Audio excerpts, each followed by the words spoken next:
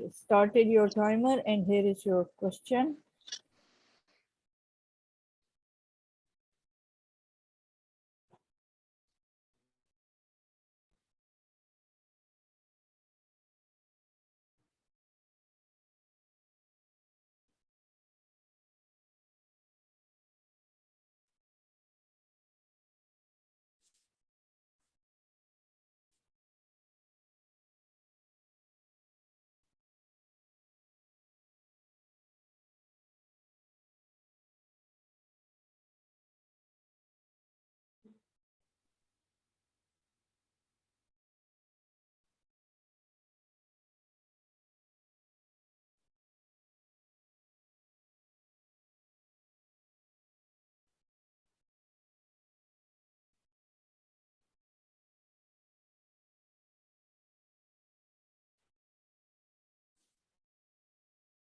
Right, so if you have read and understood, considering the history taking station, kindly begin. I will now someone sending to the station. Hello, good day. Good day, sir. Can you please give me a pen and paper? Okay, has been given, yes. And what is your candidate number? It's asked. Now please begin. 174. Okay, ma'am. Okay. Okay, turning to the patient. Hello, good day. Good day, My sir. name is Kadi. Okay. My name is Kadi, one of the surgical doctors looking after you. May I please confirm your name and age? My name is Mr. X. I'm 50 years old. All right, Mr. X, nice to meet you and thank you for seeing me today.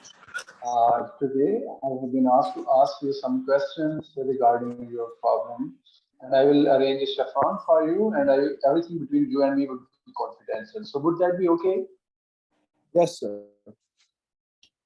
Okay, that's great. Okay, can you please tell me what actually brought you here today?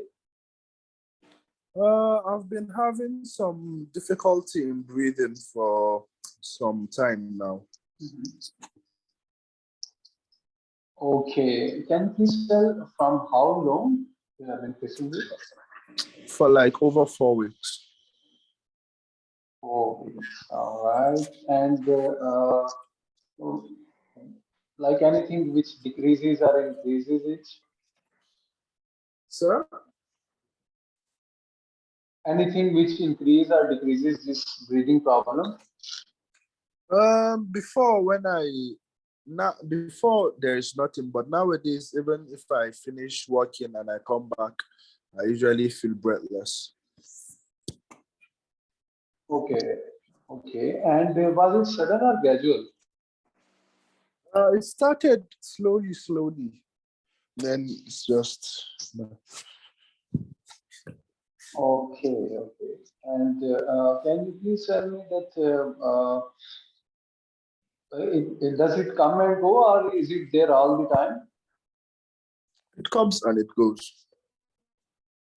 Comes and goes. All right. Can you please tell me that do you have any recent surgery? No. Okay. And any recent flight, if you remember? No, nothing I can remember. Okay. And any swelling at the back of your leg? No, there's my children said that my leg is a little bit swollen, but maybe it's just because I'm heavy. All right. Okay. Can you please tell me that, like, is there anything like any cough associated with shortness of breath, a breathing problem? Yes, I have some cough, then on and off. Okay. Okay. Do you bring up anything with the cough? No, there is nothing. It's just dry, nothing. Okay. Okay. Any recent unintentional weight loss? No weight loss. I haven't lost weight. Okay. And is there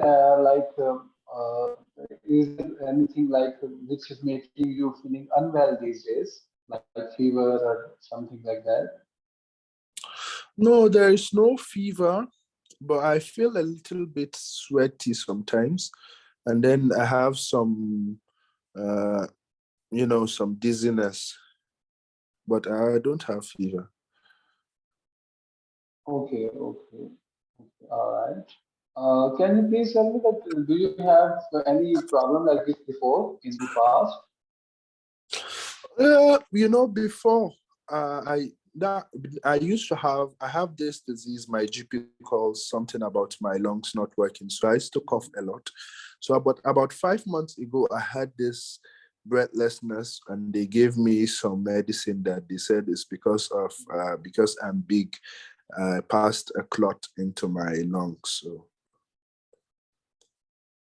Okay, and can you please tell me, are you using any blood thinners? Yes, they said they gave me one. I don't know, something that waff something, I forgot. Okay, got that. Okay. And if you can please tell me that did you visit your GP for another medical conditions? Yes, like I told you, I used to go to my GP because they said I have a lung problem. My lung is bad. And they call it COPD or something. And then I have hypertension that is for like 20 years or so. And then I had a heart attack too. Okay. And is there any allergy you have? No, not that I can think of. Any recent surgery you undergone? No, like I told you, I haven't had any surgery. Okay. And anyone in your family having the same problem? Well, my dad. Okay, time has ended. Can you please present your history now? All right. To complete my history, I should have asked our personal history, smoking and alcohol, and I should have asked about social history, and I should have asked about the concern, and I should have meet the concerns as well. And so I have taken history from this man who presented with the shortness of breath from 4 weeks, and it increased after the work, and it was gradual in onset, and it comes and goes.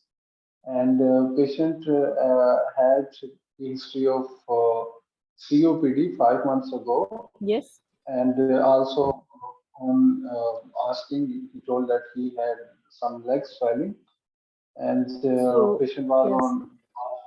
What are the So my differential diagnosis that you'll consider? main provisional diagnosis for this patient is pulmonary embolism. Okay. And other differentials could be due to the anxiety as he's going through some comorbidities due to the pneumonia, due to how would you plan to manage this patient now? What investigations would you ask for? Okay, so for the patient, I will first of all order the CT CT pulmonary angiogram, and I will also order the ventilation perfusion mismatch. And for this patient, I will also order the full blood count, prothrombin, activated partial thromboplastin time, and then for the management, if patient remains stable, I will start with the parental heparin and first, and then I will continue the warfarin till his APT becomes 2 to 3. And if there is moderate risk of bleeding, I will start the subcutaneous heparin, and along with that, I will do the monitoring. If there is severe risk of bleeding, I will start with the intravenous IVC catheter, IVC filter, sorry, IVC intravenous IVC filter for this patient, and all this should be for non-massive pulmonary embolism. If it becomes a massive pulmonary embolism and if clot is more than 14 days, I will start with the catheter directed thrombolysis, and if it's less than 14 days, I will give the PPA infusion for this patient. And then I will also involve the hematologist and my seniors in discussion. I will consult the patient and the family. I will also talk to the social worker for the support of the patient and the family. And I will meet the concerns and address concerns of the patient. How would you determine if the pulmonary embolism is massive or non-massive? On investigations, on the CT pulmonary angiogram, if there would be defects, pulmonary defects, which might show that it is massive, so it would be obvious, and then I will start treatment accordingly. Okay, good. Bell has gone. Right. In the beginning, if I'll give you feedback, did you say when you were presenting yourself that you will arrange a chaperone? Why for this case? Ma'am, actually, I am trying to practice that for every station because sometimes I miss some No, points. but that would be wrong. You know, it will go against you, that they'll think that you don't even understand when you have to ask for a chaperone. In the only one history taking station in which you will ask for chaperone is important. Importance. Yes. Right. Okay, ma'am. I will next time. I will not. Yeah, you'll keep this in your mind. Right. If you can please, for the sake of revision, tell me quickly 4 differential diagnoses that you'll consider for this case. One, you said pulmonary embolism. All right, good. Then, did you say stress? What was your second? Stress, anxiety.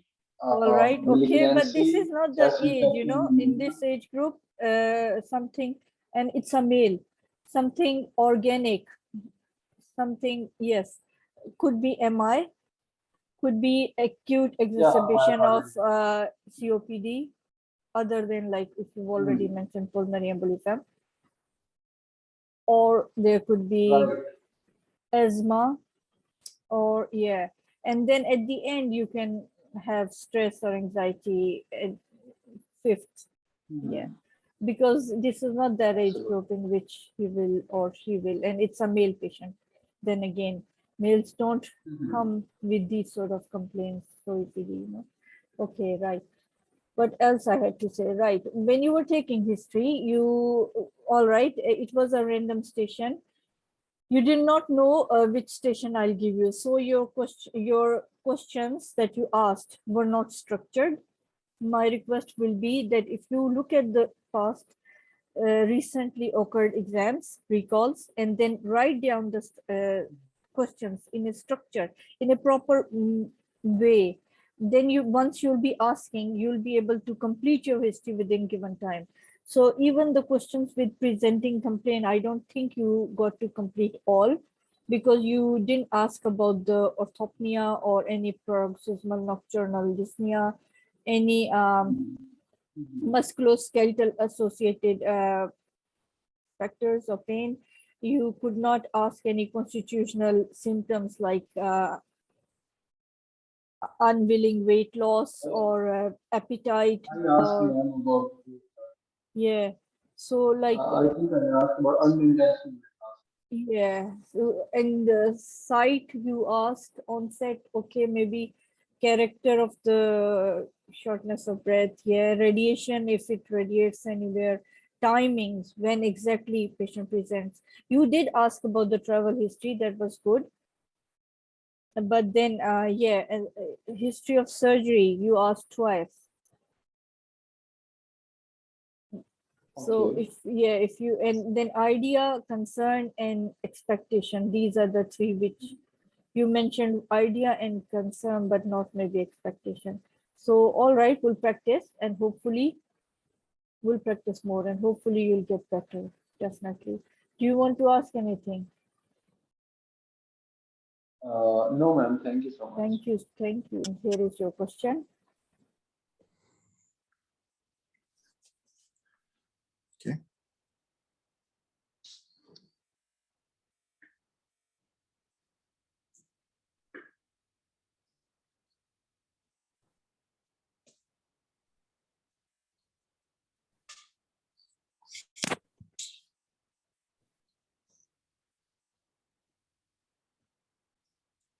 Okay. You just wait. I'll give you 1 minute to read the question. 22 seconds are left.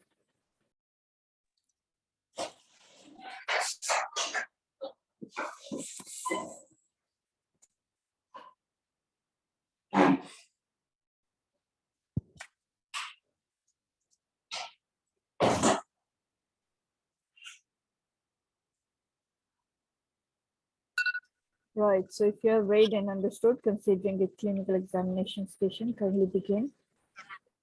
Okay, so I enter, wash my hands.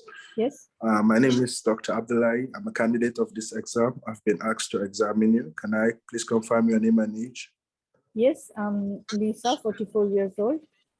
Okay, I've been asked to do a physical abdominal examination on you, which will involve me touching some parts of your tummy. Are you okay with that, ma? Okay, Okay, so I will expose the patient from the umbilicus up to the mid-thigh, and I will position the patient flat on the bed. So I will start by inspecting from the end of the bed. I will do general inspection for any equipment around the patient, like feeding tubes, catheters, and etc. I will check for the abdominal symmetry from the end of the bed and fullness.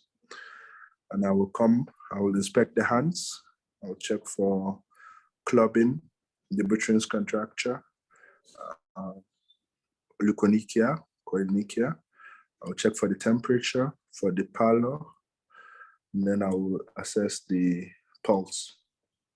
I also inspect the axilla, if there's any scars, bruising, or needle marks, or hair loss. Now I'll inspect the face. I'll inspect for any pallor, any signs of GI pathology like jaundice or Kaiser-Fleischer rings. I will inspect the mouth for angular stomatitis or maybe any ulceration. Then I will inspect the neck for any scars, and then I'll palpate for any lymphadenopathy. Then I'll come to the chest. I will inspect the chest, looking for any scars or gynecomastia.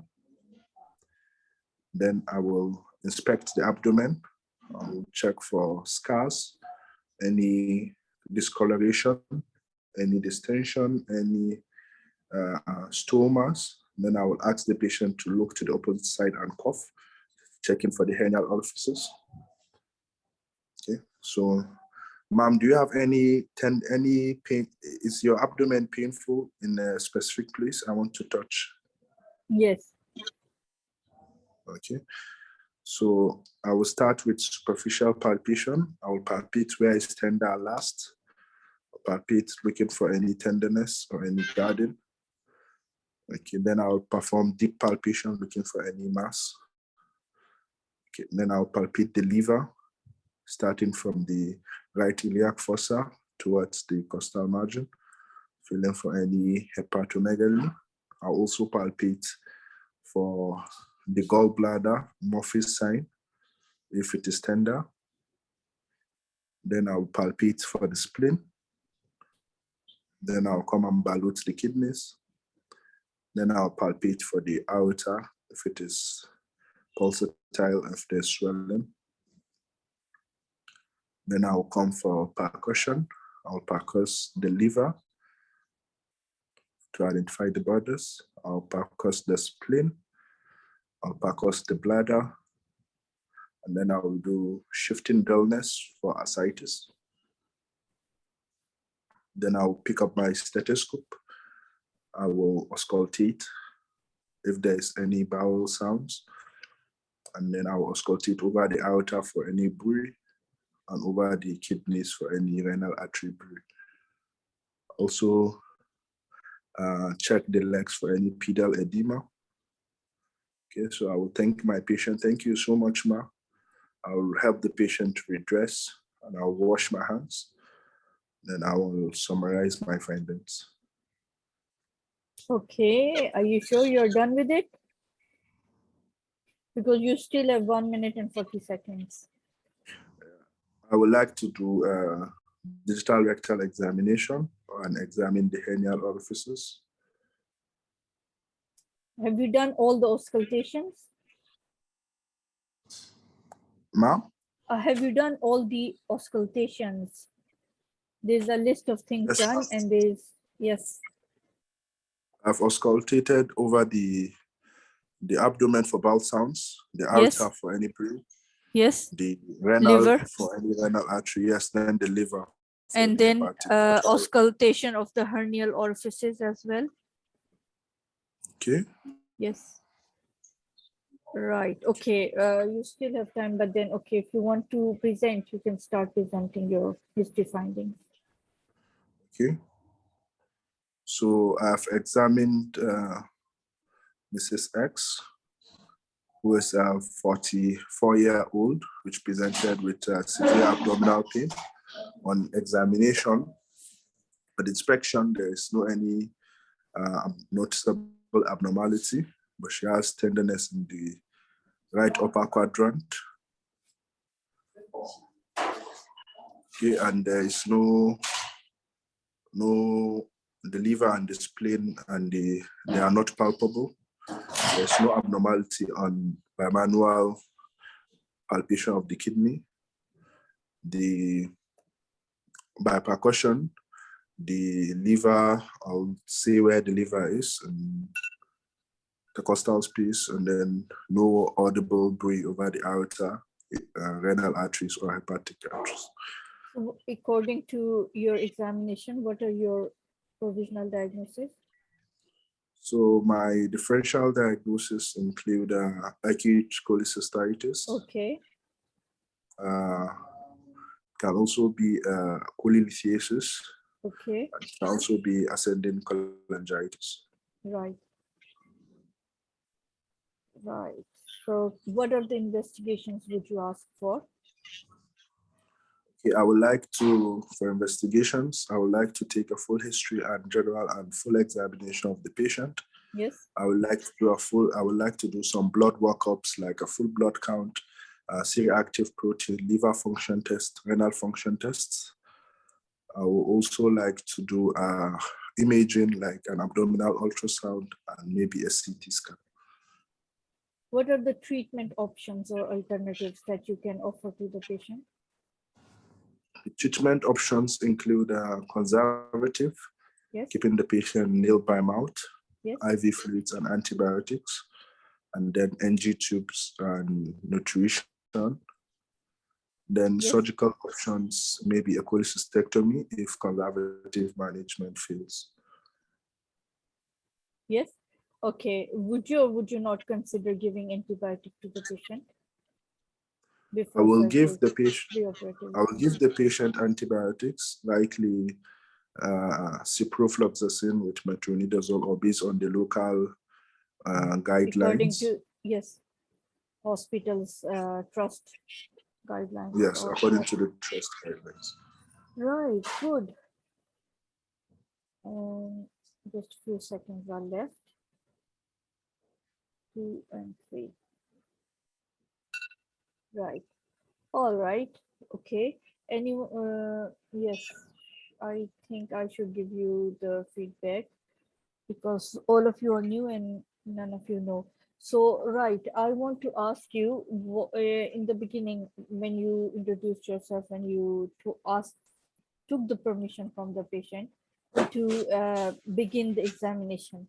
Then one small thing that you have to consider that you will not expose the patient, because you said you will expose the patient, rather you will say, or you will tell, you need the exposure from where to The where, and you patient. request the patient, okay, for this examination I need you to expose from here to there. And since it's a female patient, so how would you go about and make the patient feel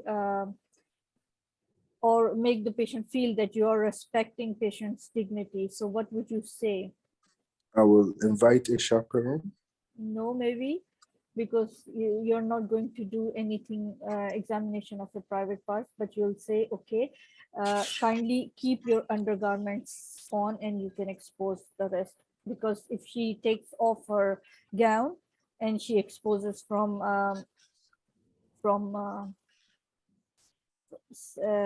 sternal to the knees, but then she can keep the undergarments on. So that's in that way she can keep her dignity and respect and maintain. Right. Then once you were beginning and you were examining, you have to tell me how would the position of the patient be. And then yes, there are small many things that you have to consider, right? And when you were telling me examination inspection, you were very now the word which is coming, it's not the English word that I'm thinking of. You were very careful, I should say. You were very careful. You were mentioning, or you were describing and telling me everything very carefully. So that was good. But then when you started to do the palpation, then you have to look, you ask the patient if patient is feeling pain anywhere. Patient said yes. So should be some tenderness, right?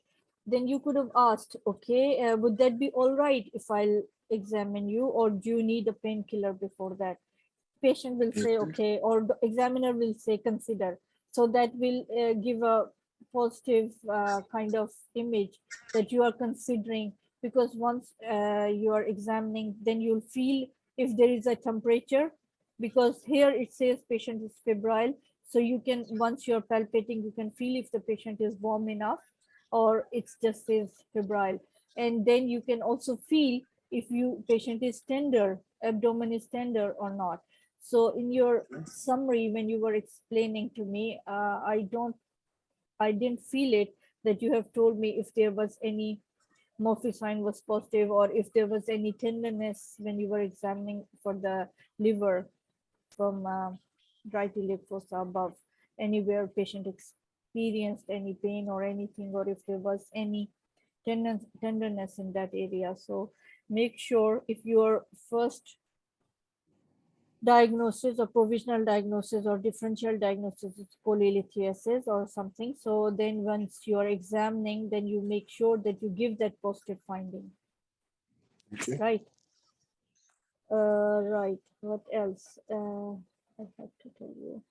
Yes, you did examine everything, rest of the things correctly, but then there is journal examination you have to do in this station as well.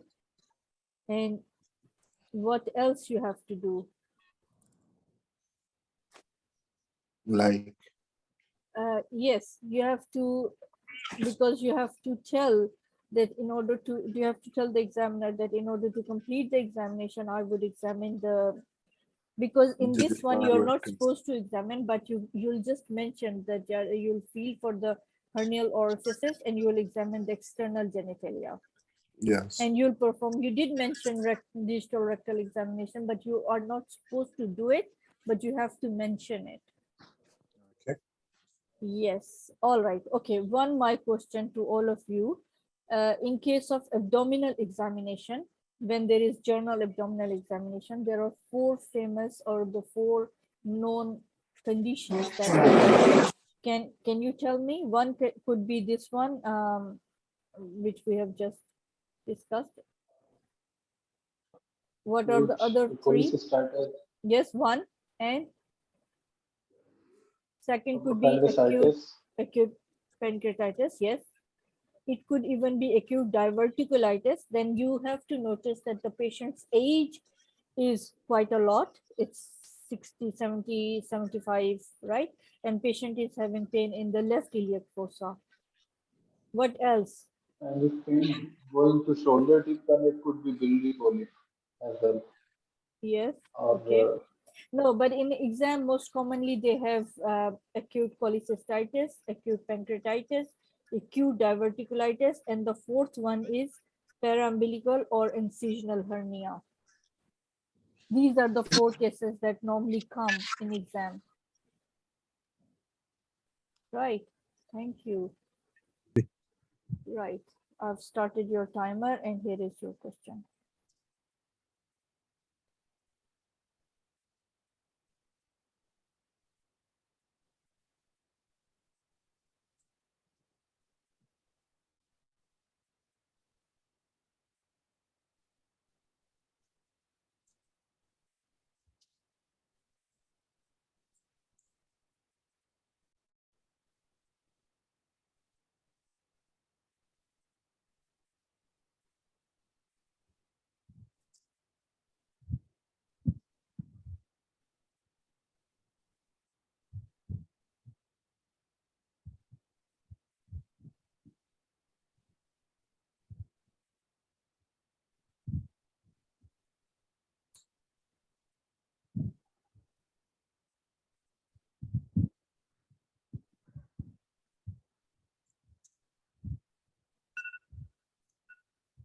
Right. So if you have read and understood, considering it critical care scenario, kindly tell me how this patient's nutritional status should be managed. And I will manage the nutritional status of this patient by total parenteral nutrition. Okay. As the patient suffering from Crohn's disease, there will be Yes. she undergone a dissection and there is anastomotic leakage. So the gut absorptive function and will be diminished. So I will manage this by total parenteral nutrition. Okay. How would you determine how much fluid should be given to this lady? Total daily fluid will be first of all the requirement according to the weight and Yes. by the loss of the ileostomy site Okay. and the evaporative loss should be added. All right. And considering the comorbidities of the patient. Very good. Com- Can you com- please tell me the constituents of the TPN? Total parenteral nutrition. Yes, TPN please. constitutes water, And? water, lipid, protein, carbohydrate, vitamin, minerals, and Yes. trace element, and sometimes antibiotic also added to this. All right. Can you please tell me what is the main source of carbohydrate in total parenteral nutrition? Main source of carbohydrate is glucose. Very in good. TPN. All right. Can you please tell me sometimes, all right, what are the routes by which this TPN can be administered to the patient? It can be administered by in the subclavian vein or internal jugular vein or through the femoral vein. Okay. Thick line catheter or through central line. through All right. central Can you please tell me how would you, how would you differentiate, or what are the differences in TPN and giving parenteral feeding?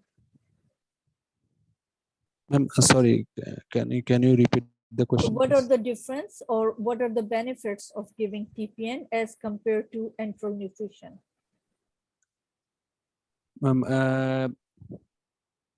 TPN, through the TPN we can give the whole the patient total requirement of the nutrients through the IV line, and as if the patient gut absorptive and digestion is compromised, so TPN is Okay, more I'll suitable. put my question in another words.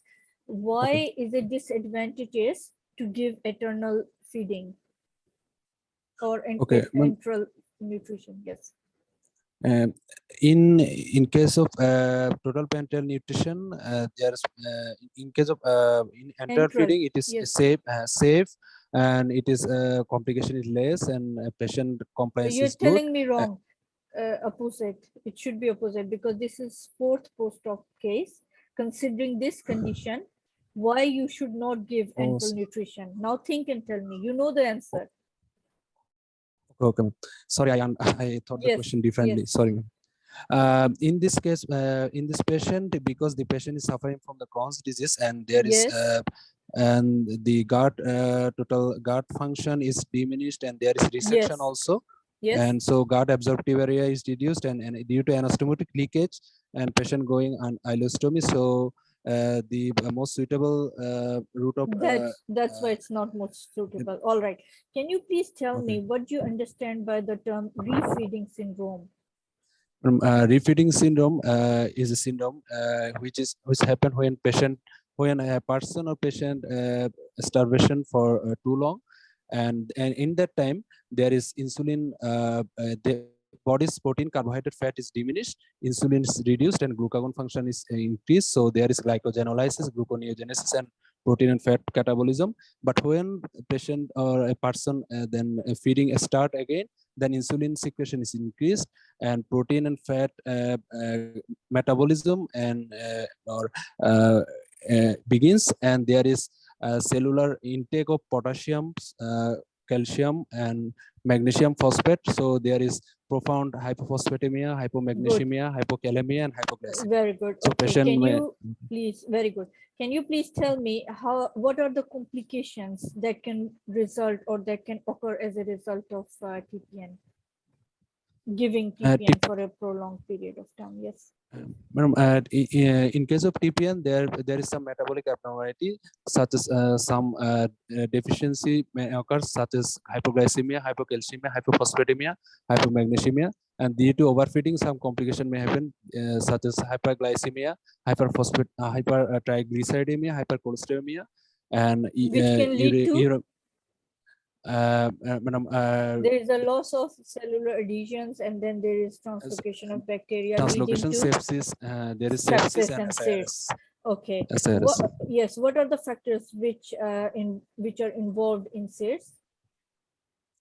Ma'am, systemic inflammatory response syndrome Yes. is constituted when there is the total WBC count is more than 15,000 and Good. temperature less than 36 degrees Yes. centigrade or more than Yes. 38 degrees centigrade, and there is tachypnea more than 20 breath per minute, and bilateral pulmonary exudate All right. in chest X-ray.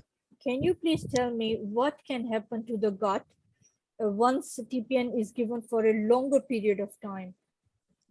If there is a TPN a patient getting TPN longer period of time, there is no enteral feeding, enteral food or coming through the gut, and so there is less gut hormone secretion, and there is less enzyme secretion, which eventually causes the gut mucosal atrophy, and there is loss of cellular adhesion and Yes. loss of gut mucosal barrier, and pathogen enters to the systemic circulation and systemic sepsis and SIRS. Good.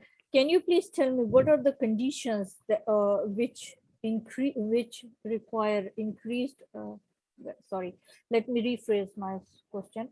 What are the conditions which require increased amount of TPN to be given to the patient? There is some condition when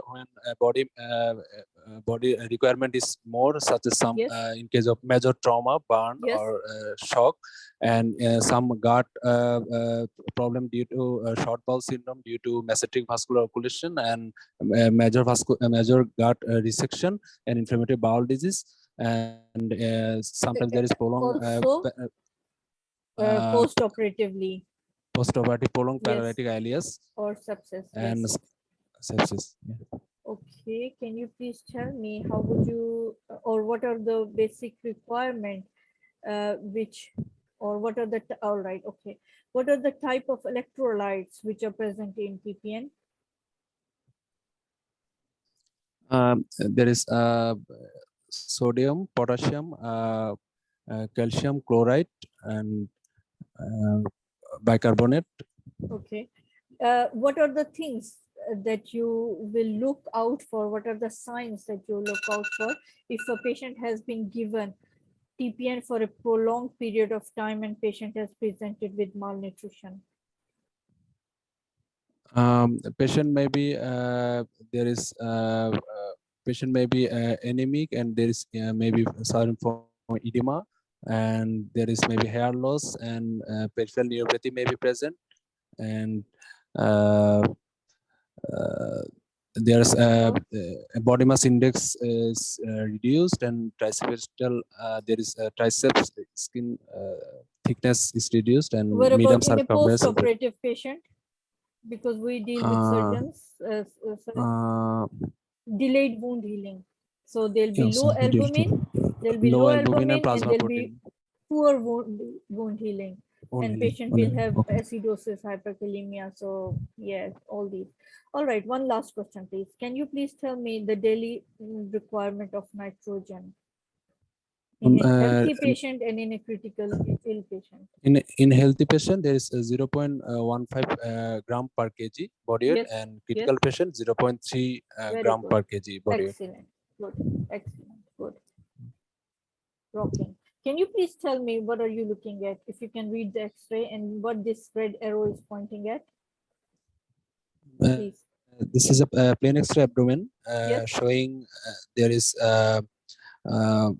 valvular collimentis, multiple valvular collimentis, or coin sign, in case Coin of which is sign, present, yes. multiple coin sign present in intestinal obstruction due to Crohn's disease. Yes, small bowel obstruction. So stacking of coin, see, one after another. That's how it is. Very good. That was it.